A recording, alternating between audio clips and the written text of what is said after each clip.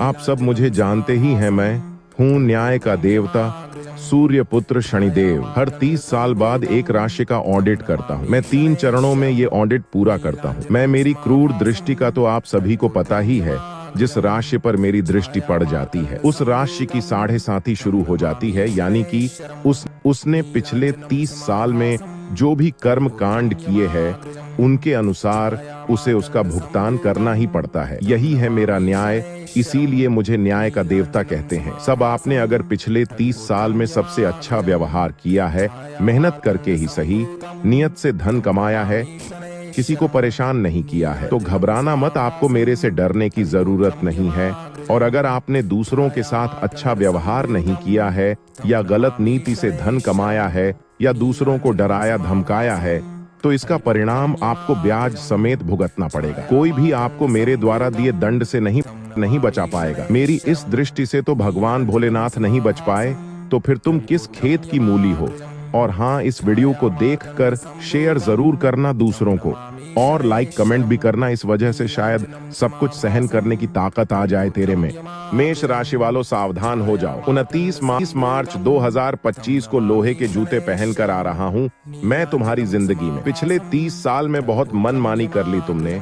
अब मेरी क्रूर दृष्टि से तुम्हें कोई नहीं बचा सकता। जैसे इनकम टैक्स वाले आते ही सभी फोन बंद करके इंसान को घर में कैद कर लेते हैं और फिर सभी बही खाते देखे जाते हैं कि ये धन कैसे कमाया है, और जाते हुए सब कुछ साथ ले जाते हैं, तो मेरी छापामारी तो इनकम टैक्स वालों से भी खतरनाक होती है। इनकम टैक्स वाले बिना बताए आते हैं, मगर मेरा तो छापेमारी करने का समय फिक्स होता है और इंसान सब कुछ पता होते हुए भी अनजान बना रहता है। तो मेष राशि वालों, 29 मार्च 2025 को आ रहा हूँ तुम्हारी जिंदगी में। छापा मारने तैयार हो जाओ पिछले 30 साल के कर्म कांड के भुगतान के लिए। अगले 2.5 साल अब तुम मेरी कैद में रहोगे। मेरी अनुमति के बिना किसी से संपर्क तक नहीं कर पाओगे। ये 2.5 साल तुम्हारी जिंदगी के सबसे ज्यादा कठिन होंगे, और इसमें वो 52 दिन जिंदगी के सबसे ज्यादा कठिन व खतरनाक समय होगा, जब मेरा सबसे ज्यादा प्यारा चेला राहु यहाँ मेरे साथ मीन राशि में होगा,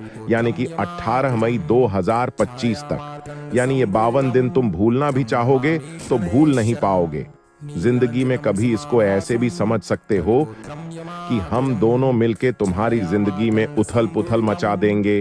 तुम्हारे 12वें भाव में विराजमान होके सबसे पहले इस भाव के परिणाम तुम्हें मिलेंगे, क्योंकि सभी को पता है कि जहां मैं विराजमान हो जाता हूं उस भाव के प्रभाव को बढ़ा देता हूं मैं, और ये भाव खर्चे का है, मोक्ष का यानी कि एकांतवास का है, बीमारियों की वजह से हॉस्पिटल में एडमिट होने का है। अब मैं आ रहा हूँ तो मेरी वजह से खर्च बढ़ने ही है, और जब मैं आऊंगा ऑडिट करने, तो जब तक मैं तुम्हारे सभी बही खाते नहीं खंगाल लेता, तुम्हें सबसे दूर करके रखूंगा। और अगर तुमने ज्यादा घोटाले कर रखे होंगे तो तुम्हारी टेंशन बढ़ेगी, ब्लड प्रेशर ऊपर नीचे होगा, और घबराहट में या फिर मेरी क्रूर दृष्टि से बचने के लिए हॉस्पिटल में एडमिट होना पड़े। लेकिन कुछ भी कर लेना, बच नहीं पाओगे और ना ही कुछ छुपा पाओगे मेरी टेढ़ी दृष्टि से। हर कर्म का हिसाब होकर रहेगा। अब यहाँ 12वें भाव में बैठकर मैं तीसरी दृष्टि से तुम्हारे दूसरे भाव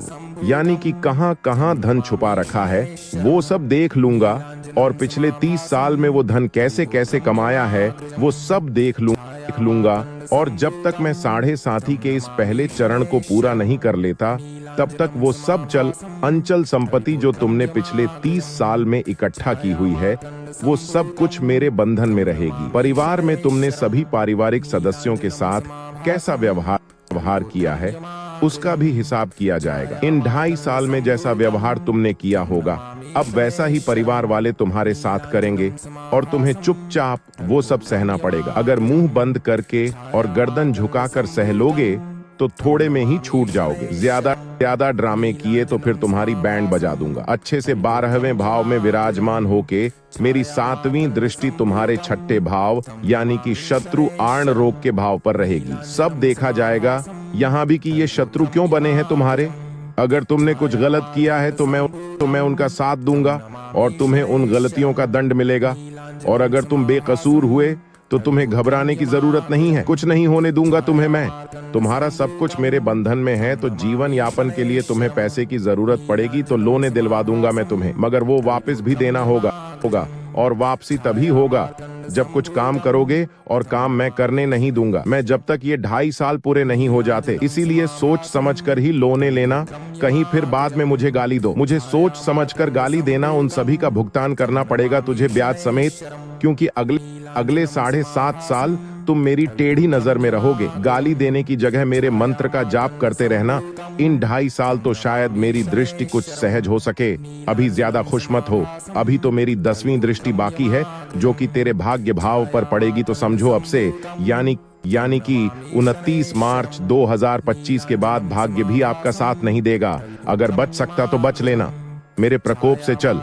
तुझे एक रास्ता बताता हूँ जिससे सब कुछ सहन करने की ताकत मिल सके तुझे, क्योंकि मैं कोई रहम नहीं करने वाला। मेरे बीज मंत्र का जाप करते रहना ताकि तुझे सब कुछ सहन करने की ताकत मिले और तुझे धैर्य मिले, जिसकी तुझे बहुत जरूरत पड़ेगी। इन अगले 7.5 साल में जितना ज्यादा धैर्य रखोगे उतनी ही आसानी रहेगी, मुझे भी और तुझे भी। बाकी तो जो होना है वही होगा। AUM नमः शिवाय।